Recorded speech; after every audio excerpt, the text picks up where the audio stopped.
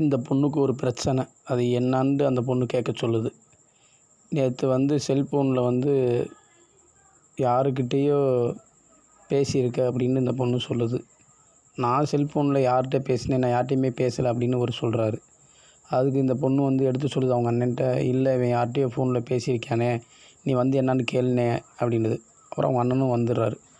அவங்க அண்ணன் வந்ததுமே, அண்ணே இந்த பொண்ணு யாருன்னு தெரியலனே, இவன் யாருக்கிட்டேயோ செல்ஃபோனில் பேசியிருக்கானே, என்னான்னு நீ கேளுனே அப்படின்னு இந்த பொண்ணு எடுத்து சொல்லுது. அதுக்கு இந்த பொண்ணு சொல்கிறத கேட்டு அந்த அண்ணன் கேட்குறாரு, எங்கேம்மா நீ பார்த்த அப்படின்ட்டு அவர் கேட்குறாரு. அதுதானே எனக்கும் தெரியலன்னு அப்புறம் பார்த்துட்டு யோசிக்கிறார்.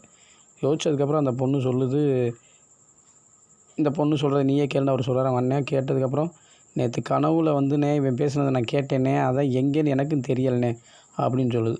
சொன்னதுக்கப்புறம் அந்த பையனே டென்ஷன் ஆயிடுவான். ஆனதுக்கப்புறம், நீ வாம்மா, நீ சொன்னதெல்லாம் கரெக்டும்மா தங்கச்சி அப்படின்னு சொல்லிவிட்டு இந்த பொண்ணை அந்த அண்ணன் கூட்டிகிட்டு போயிடுவான்.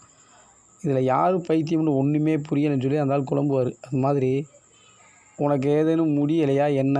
இல்லைனா தான் உன் சகோதரிகிட்டையாவது ஃபோன் பண்ணி சொல்லியிருக்கலாம்ல, ஏன் சொல்லலை? இந்த மாதிரி முட்டாள்தனமான அண்ணன், முட்டாள்தனமான தங்கச்சி இப்படியெல்லாம் வாழ்க்கையில் இருக்கிறதுனால தான் ஒன்றுமே புரியலை. இது கதையா நிஜமான்னு கூட தெரில. என்னென்னு நீ உன் தங்கச்சிகிட்டே ஃபோன் பண்ணி சொல்லு. அப்போ தான் சரியாக இருக்கும். இல்லைன்னா ரொம்ப மனசு கஷ்டமாக இருக்கும். அதையும் நீ தெரிஞ்சுக்க.